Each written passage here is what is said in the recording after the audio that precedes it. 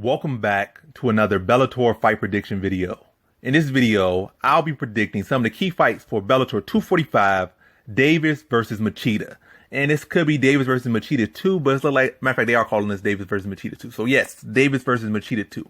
I was about to say they just called it Davis versus Machida, but obviously I guess they recognize that they already had a fight before. So yes, it's Davis versus Machida 2. So yeah.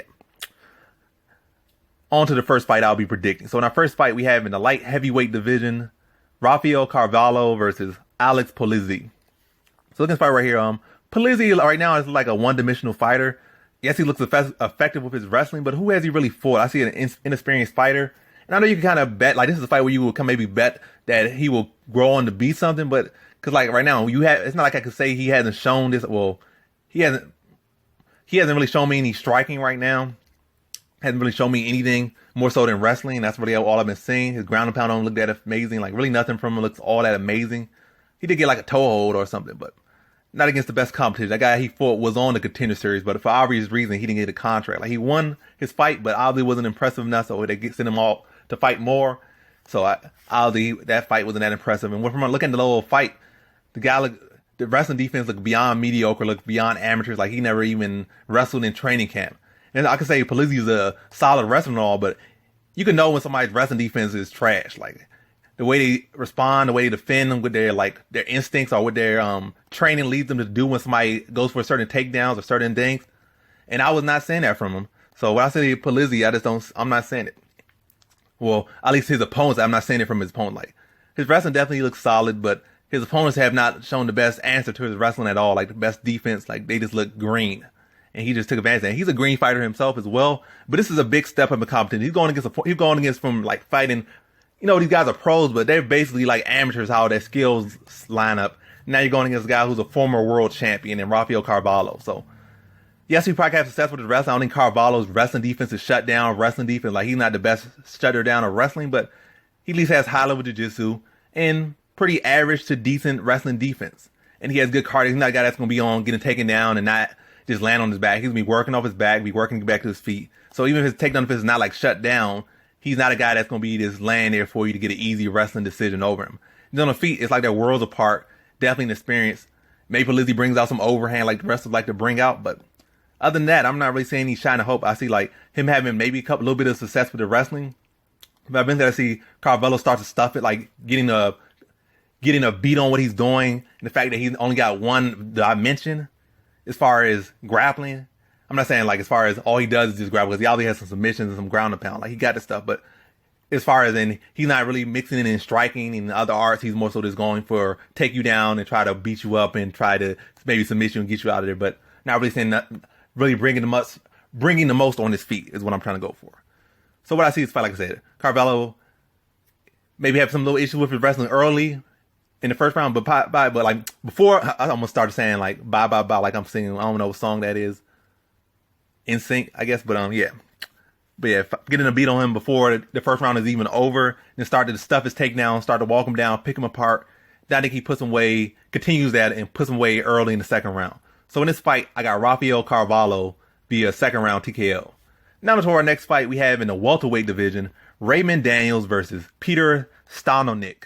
However you say that. But how I see this fight right here, this is basically a gimme watch fight. You got Peter Stanonik, a guy who look like, when you look at, he's on a 3-fight losing streak in MMA. He has some kickboxing fights, and I think he even lost those as well. Maybe won a couple. But like, I think not kickboxing, like Muay Thai bouts. He's going against Raymond Daniels, not the Glory kickboxing champion, but several time Glory kickboxing title challenger. And he's I believe the still reigning Bellator kickboxing champion. I believe at welterweight. I don't know if he's relinquished that yet, but he's been doing MMA for the last couple of years, so I don't know. I haven't really seen him do a kickboxing match in a minute.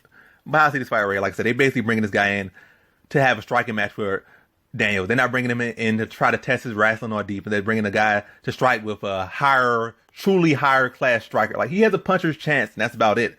But he has not really accomplished in his career. He got a 5-4 record. And he's just going to strike with Daniels. I just see Daniels just picking him apart on the feet and put him away in the first round. That's really all I can see. I see Daniels just clearly a different breed of striker in accomplishments and skills. And no matter how you look at it, speed in every single avenue, just picking this guy apart and put him away in the first round in another highlight reel performance. So in this fight, I got Raymond Daniels via first round TKO. Now to our next fight we have in the welterweight division, Ed Roof versus Taylor Johnson. And this fight is just about basically two guys with similar skill sets, with just one guy just better in literally every area in this guy. Well, I don't think Taylor Johnson has shown me any strike. He's not one of those guys that just go for takedowns. Not really seeing, like, almost seeing pillow hands out of him to go for takedowns. Not the most impressive takedowns, not the cleanest takedowns, but simple but effective takedowns, getting them. Not the best competition either, obviously 5-1, and not on no fast track like, Ed Roof was, or some of these other guys. I mean, let me slow down a little bit. But not on the fast track like some of these other guys that come into the game where they kind of like, just give me the best guys you can give me as quickly as you can give me them. But kind of guy like, I'm going to take my time.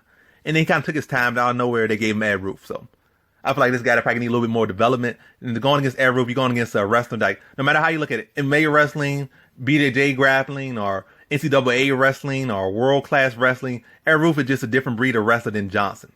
Competition-wise, Ed Roof has fought much better competition. Whether that be in wrestling, whether that be in jiu-jitsu, or whether that be in MMA or NCAA, whatever the case is, Ed Roof is just better in every area. They're bringing this guy in, basically, I don't know, a mirror match, but a dim mirror. Like, you're like the same thing as I am, but you're clearly not even in my class.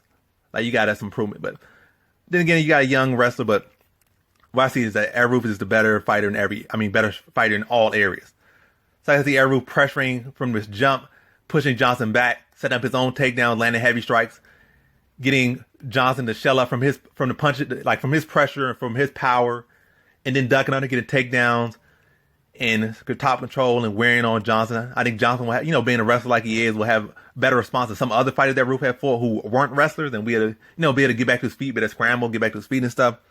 But more so, still getting taken down, still scoring, still Roof pressuring, and still scoring, just like I said. He's getting takedowns, he landing big shots. And that's all wearing down Johnson, is favoring him on Roof on the scorecard.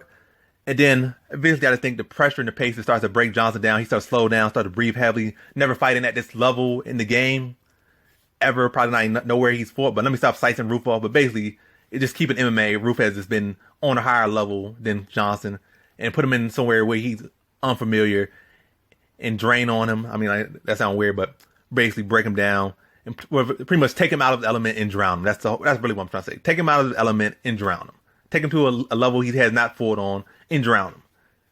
The pressure, the wrestling, whether he's getting up or not, that's going to wear on him. Now in the late rounds, I think Roof finishes him off with ground and pound. Johnson not able to scramble anymore, breathing heavily, had to dink more to get back, had to spin more to get back to his feet, and not being able to get back to his feet when Roof drags him back down, maintains a dominant position, lands some ground and pound until the ref separates them, and Ed Roof gets a third round TKO. So in this fight, I got Ed Roof via third round TKO.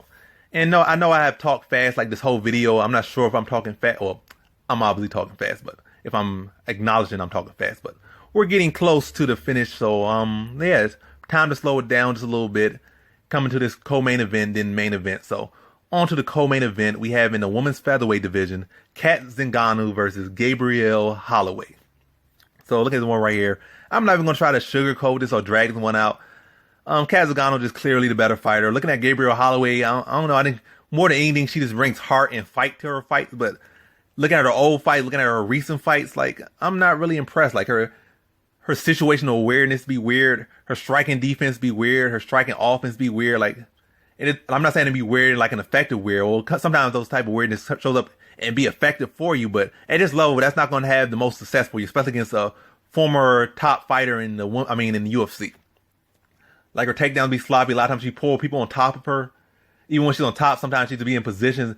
And like, how you be like on top and let somebody get back control, like in slow motion too. Like, you just be in a daze out there, like almost like your brain somewhere else, or you're just so slow at some points in the fight, or so unfamiliar and the technique just not beating into you, or I don't know what the case is, but she just be out of it in the fights, and her skill set just look like very amateurish a lot of times out there.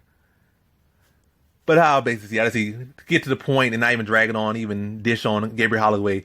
No amazing power, no amazing grappling. She got a will to fight, that's one thing, but outside of that, really not much else. I think Kat Zingano can outstrike her all day, outwork her all day, outgrapple her all day. And I think that's what she does. I think she picks her apart on the feet, takes her to the ground, and just unloads on her and gets her out of there in the first round. So in this fight, I got Cat Zingano via first round TKO. Now to our main event, we have in the light heavyweight division, Phil Davis versus Lyoto Machida 2. The rematch after like 20 plus years, even though I'm exaggerating. It's been a minute. And let me first give Machida his roses, his praise, and what he didn't get back when they fought before. But when they fought before, like all those years ago, I felt that Machida won that fight and Phil Davis got away with robbery. I mean, not saying it, well, not a robbery. It was a close fight, but I feel like Machida won the fight, in my opinion. And I'm sure a lot of other people thought Machida won as well. Is a robbery? A robbery is a strong word, so I'm not gonna say robbery, but I feel it was clear enough that Machida won, but definitely not a robbery. I feel like Davis got some takedowns, but had like, I think Machida, that's back when Machida would get taken down and spring back up, not the Machida now that get taken down and get bust up. But that Machida was like hard to take down, very loose hips, very explosive, very good reflexes, and like he was on point. And Davis had a hard time taking him down, had a hard time keeping him down. He was getting caught up in Machida's blitzes. Even though Machida wasn't really landing many shots in those blitzes, it still was landing like 1 or 2 shots out of like 6. So effective enough. And Davis wasn't really landing nothing effective. Like he wasn't he was getting takedowns, but wasn't controlling them. Didn't land any effective strikes. Machida wasn't landing all that many shots, but he was landing more, and he was landing the more effective shots. So over the course of 3 rounds, it was like Machida was really dictating the pace of the fight and landing the more effective. Like I said, he was the better fighter, and he was one leading that dance. But they gave it to Davis. But now we're saying all these years later, and we get to the point of this one, or to the prediction for now. That's in the past, this is now. So we're in the present. I think Machida's like 40-something now, like 41, so definitely different. Machida's like, Machida's like 30, 41, and Davis is like 30, like mid-30s, basically. So like just about in his prime, or just leaving his prime, or maybe finding a new prime, whereas Machida is clearly nowhere near any prime. And he's been at middleweight, now he's come up to light heavyweight, back to light heavyweight, so I doubt that will help him. And also, I feel like Machida has not really improved since that fight, whereas Davis has made improvements. Has Davis turned into a whole different fighter? No, but he's definitely more comfortable on the feet. Definitely showing more power in his striking with his hands and his kicks. Definitely more comfortable on his feet, and definitely more, like I said, much more technical on the feet than he was when he fought Machida. When he fought Machida, he basically was a striker a wrestler who kind of just had striking that was just there. His striking was just there, literally. Like, he'll throw up a kick, throw a Superman punch, then he'll shoot a blast double. Like, he clearly was just throwing his striking out there just enough that he could just go out there and explode and take you down and control you. Now he gets comfortable on his feet. He could win fights fully on his feet now and knock people out and like really drop people. Like, he had hurt Beta with a head kick, and he dropped somebody with a head kick, dropped somebody with an overhand. Like, he's really now fully rounded out. I'm not saying is this the end for Davis as far as his improvement. I'm not saying that, but he's definitely, as far as his striking has come leaps and bounds. His wrestling maybe diminished a little bit, but overall as an MMA fighter, he has improved leaps and bounds.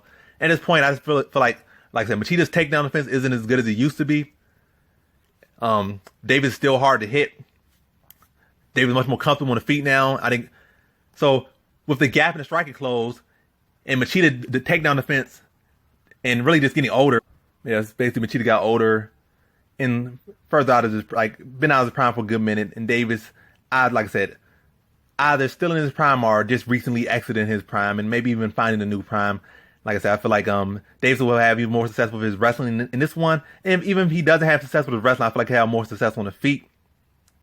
I think he'll be able to plan his fight out smart. He did kind of plan the first fight out smart too. Like, I don't think he was shooting his takedowns all throughout the fight. He was making sure he would set them up early throughout the fight. Throughout the rounds. And then at the end part of the round, he would get a takedown. Like, that's how he kind of eke the decision out. Like, even though he got no control with those takedowns, he would get them at the end of the round. Like I said, Machida wasn't really landing the most strikes, but he was the only one really being effective with anything he was doing. Whereas Davis was getting takedowns, but literally doing not anything with them. So I feel like even he can even implement that style now. Like I said, Machida's takedown defense has diminished. His reflexes have diminished heavily. So I feel like they'll have another interesting matchup, and definitely be another little point fight where it's gonna be hard to tell like who's really landing the more effective shots, and not a whole rack of effective shots being landed out there in general. But I feel like the striking is gonna be much closer than it was in the past. And on top of that, Phil Davis gonna be much fresher, be able to push that pace much longer, get those takedowns, and might even shoot more takedowns, try to initiate more clinches and more grappling, and to wear on the older Machida, the worn down Machida. And like I said, maybe try to get some takedowns in the mid portion of the fight and late in portion of the fight. But nonetheless, I feel like that youth and improvements and decline of Machida is going to allow Davis just to really outwork him and be able to work a good game plan. Like I said, just maybe mixing some clinches early or in mid portion of the fight, get takedowns at the end, keep it striking close, and just like in the first fight, win more clearly by, like I said, keep a strike total close and then get scoring takedowns to edge the rounds out. So in this fight, I had Phil Davis via decision. And that concludes my fight predictions for some of the key fights of Bellator 245, Davis versus Machida 2. And as always, thanks for watching. Welcome.